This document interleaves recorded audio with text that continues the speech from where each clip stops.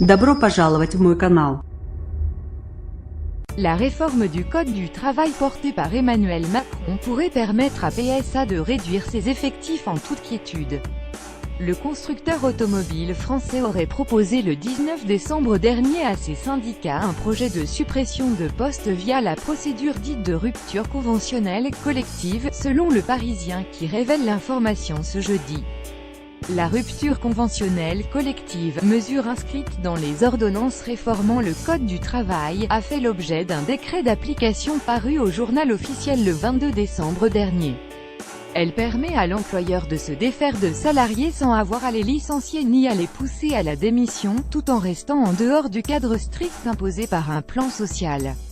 Seule condition pour la mettre en place qu'elle remporte l'adhésion de la majorité des syndicats de l'entreprise. La suite après cette publicité d'après Le Quotidien qui a pu consulter un document interne à l'entreprise. PSA attend donc une réunion prévue le 9 janvier avec ces syndicats pour évoquer la négociation sur les ruptures conventionnelles collectives. La direction veut aller extrêmement vite selon le directeur des ressources humaines de PSA cité par Le Parisien, Bruno Bertin. L'agenda social a bel et bien été envoyé à nos partenaires sociaux.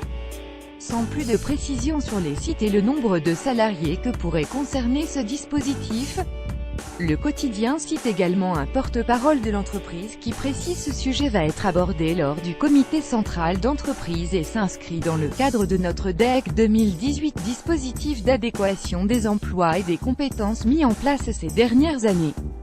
Le plan, pensé après l'arrivée de Carlos Tavares à la tête du groupe PSA, est fait pour anticiper les besoins du constructeur automobile en main-d'œuvre.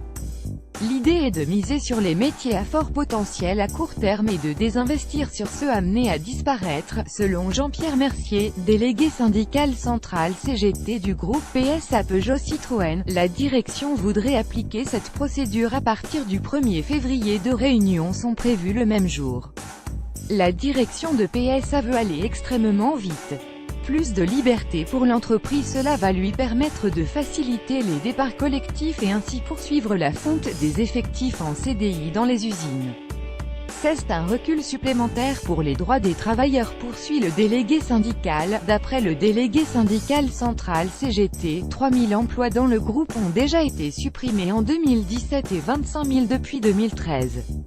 Alors pourquoi PSA cherche-t-elle à faire appliquer la réforme du Code du travail pour pratiquer des coupes salariales qu'elle organise depuis des années? Parce que la rupture conventionnelle collective dispense l'entreprise d'avoir approuvé devant l'État que sa situation économique justifie les licenciements prévus, comme l'explique l'avocat en droit du travail, Éric Rocheblave, cité dans l'article du Parisien. Pimkie devance PSA, une méthode que PSA n'est pas seule à envisager. L'entreprise de prêt-à-porter, Pimkie s'apprêterait aussi à profiter de la réforme. C'est d'ailleurs la première entreprise en France qui va sauter le pas, selon Le Parisien. 5 jours avant le réveillon de Noël, la direction de l'entreprise, qui est une division du groupe Mullier, aurait convoqué ses syndicats pour leur faire part de sa volonté de supprimer des postes en 2018. 24 heures avant PSA, le 8 janvier prochain, Pimkie présentera donc son nouveau projet de rupture de convention collective. Une décision que la direction justifie en brandissant ses mauvais résultats depuis 2015. Du côté des syndicats, la crainte est de voir partir entre 200 et 250 employés, ce qui entraînera la fermeture d'une vingtaine de magasins en France. En 2009, Pimkie avait déjà dû se séparer de plusieurs salariés pour des raisons économiques. Mais cette fois, la procédure pourrait accélérer les départs, déplore la déléguée syndicale FO Malay Upravant. Ce nouvel outil va permettre de supprimer des effectifs en 6 mois là où en 2009, le plan social s'était étendu sur plus d'1 an.